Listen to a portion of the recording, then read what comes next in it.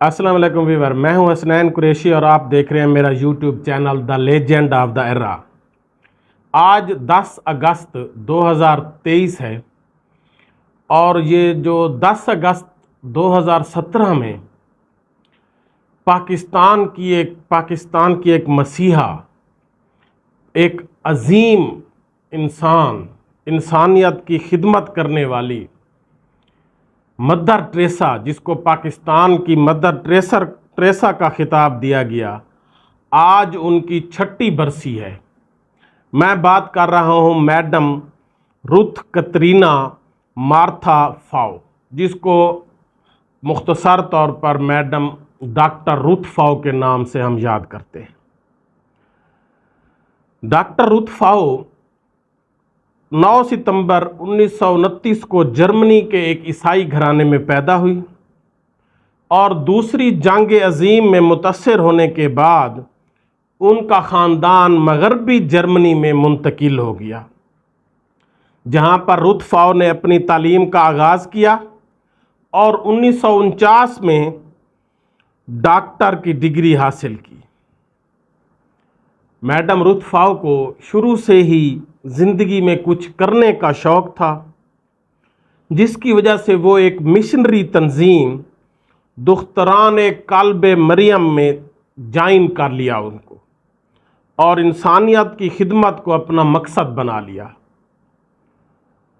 1958 میں میڈم رتھ فاؤ پاکستان میں کوڑ کے یعنی جذام لیپروسی کے مریضوں کی ایک فلم ڈاکومنٹری دیکھ رہی تھی، اور مریضوں کی حالت زار دیکھنے کے بعد میڈم رتھ فاؤ کا دل پسیج گیا اور اس نے پاکستان آنے کا فیصلہ کیا۔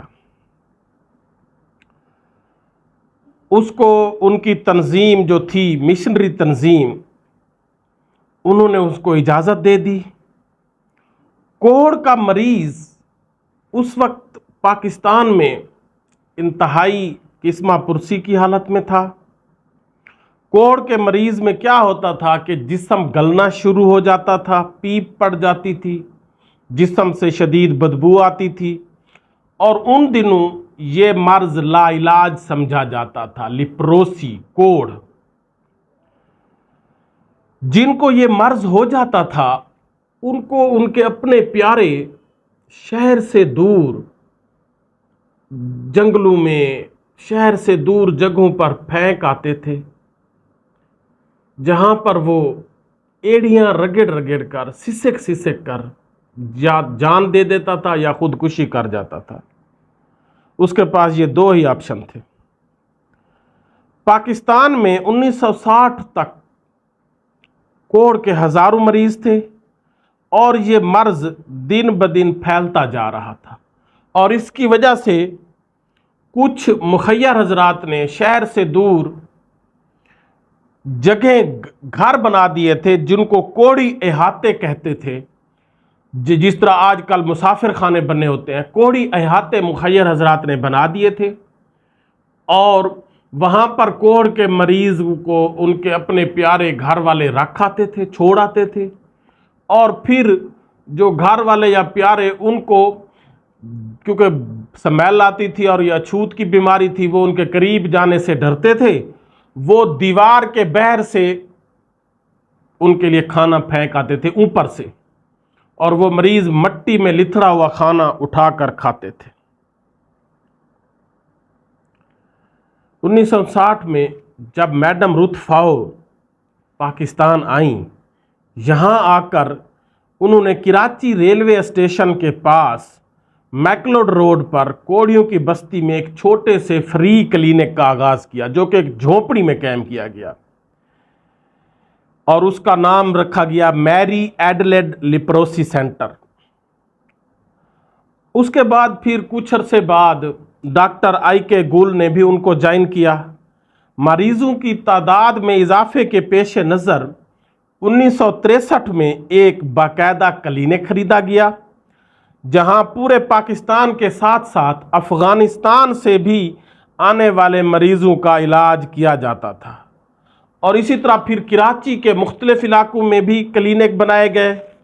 कराची के मुख्तलिफ इलाकों में क्लिनिक खोले गए और तिब्बी अमले को तरबियत दी गई। मैडम रुथ फाओ ने तिब्बी अमले को तरबियत दी और फिर पूरे पाकिस्तान में छोटे बड़े लिप्रोसी सेंटर कायम कर दिए जहां पर लिप्रोसी के मरीजों को इलाज किया जाता था। मैडम रुथ फाओ ने पाकिस्तान और जर्मनी दोनों से ममालिक से लोगों से अतियात इकट्ठे किए और इस तरह उन अतियात की मदद से ये क्लिनिक फैलते गए और लोगों का इलाज होता गया। और इसी तरह नेशनल लिप्रोसी प्रोग्राम भी तरतीब देने में मैडम रुथ फाओ ने अपना एक अहम किरदार अदा किया और पाकिस्तान से इस मूजी मर्ज का खात्मा हो गया। 1996 में वर्ल्ड हेल्थ ऑर्गेनाइजेशन ने पाकिस्तान को कोड जजाम यानी लिप्रोसी के मर्ज पर काबू पाने वाले ममालिक में शामिल कर लिया। और इसी तरह 1988 में पाकिस्तान की हुकूमत ने उनको शहरियत दे दी और मैडम रुथ फाओ को काफ़ी ज़्यादा एजाज़ात से भी नवाजा गया। जर्मनी ने द ऑर्डर ऑफ क्रॉस 1968 में, पाकिस्तान सितारा कैद आज़म 1969, 1979 में हिलाल इम्तियाज़, 1985 में order of merit with star Germany की तरफ से, 1999 में हिलाल पाकिस्तान, 1991 में यूएसए की तरफ से एक डायमंड डुट्टन अवार्ड दिया गया, 2003 में जो है वो जिनाह अवार्ड। तो इस तरह से ये मैडम रुथ फाओ लोगों के लिए उन्होंने अपनी ज़िंदगी वक्फ कर दी। एक दफ़ा मैं उनका प्रोग्राम सुन रहा था कि किसी ने उनसे पूछा कि आप इतनी नौजवानी में, वो बहुत ज़्यादा खूबसूरत थी, शहज़ादी थी, तो किसी ने उनसे पूछा कि लोगों ने आपको तंग नहीं किया, लोगों ने आपको परेशान नहीं किया जब जवानी में आप इधर एक अनजानी आप एक झोंपड़ी में रहती थी? तो उसने कहा मैं कोढ़ के मरीज़ों के साथ सोती थी, उनके झोंपड़ियों के साथ मेरी झोंपड़ी थी जहाँ पर लोग आते ही नहीं थे, लोग वहाँ से उनको घिन आती थी, मैं वहाँ सोती थी, लिहाजा किसी ने मुझे कभी तंग नहीं किया। इसीलिए तो कहते हैं कि लोगों को दुआ के लिए कहने से बेहतर है ऐसे अमल कर जाओ कि लोगों के दिलों से आपके लिए दुआ निकले। अब ये मैडम रुथ फाओ एक गैर मुस्लिम थी, लेकिन उसने अपनी पूरी ज़िंदगी वक्फ कर दी एक ऐसे मर्ज में मुब्तला लोगों की खिदमत करने में जिसका जो लाइलाज थी, जिन मरीजों के साथ उनके अपने रिश्तेदार जाने से डरते थे। कैद आज़म ने फरमाया यूं ही इबादत यूं ही दीन व ईमान के काम आए दुनिया में इंसान के इंसान। आज उस मैडम रुथ फाओ की 6ठी बरसी है और पाकिस्तान को चाहिए कि ऐसे अजीम इंसानों की बरसी को हमेशा एक यादगार के तौर पर मनाया जाना चाहिए और लोगों को उनके कारनामे बताए जाने चाहिए। लोगों को ये बावर कराना चाहिए, बताना चाहिए कि उन्होंने इंसानियत की खिदमत के लिए कितने गिरां कदर खिदमत सारे अंजाम दी। वो 87 साल की उम्र में उनकी वफ़ात हुई और लिप्रोसी कोढ़ के मरीज़ों के लिए जितना उन्होंने काम किया इतना पाकिस्तान की तारीख़ में पाकिस्तानी लोगों ने नहीं किया, पाकिस्तानी डॉक्टर ने नहीं किया।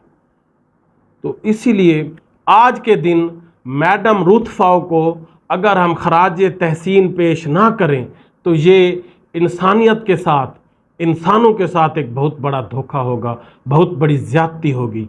उनको ऐसे लोगों को गवर्नमेंट को चाहिए कि उनकी बरसी पर शानदार तकरीबात मुनक़िद की जाएँ, टेलीविज़न पर प्रोग्राम चलाए जाएँ, नशरियात नशर की जाएँ, लोगों को बताया जाए कि मैडम रुथ फाओ ने पाकिस्तान के लिए कौन सी गिरां कदर खिदमत सार अंजाम दिया। लिप्रोसी शायद अभी तक ख़त्म ना होता अगर वो मैडम रुथ फाओ अपनी ज़िंदगी वक्फ ना करती। उन्होंने शादी नहीं की, उन्होंने सारी ज़िंदगी अपनी वक्फ कर दी कोढ़ के मरीज़ों को।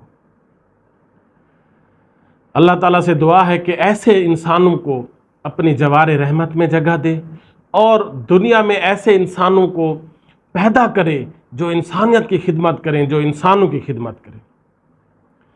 आखिर पर आपसे गुजारिश है कि मेरे channel the legend of the era को सब्सक्राइब करें, लाइक करें, शेयर करें। शुक्रिया।